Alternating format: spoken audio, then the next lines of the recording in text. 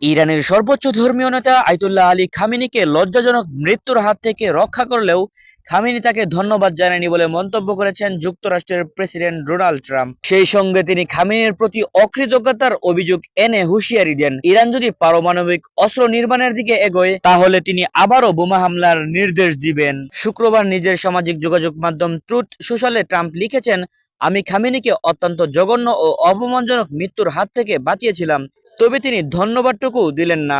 Iftekharul Islam, Mufid Bangla news.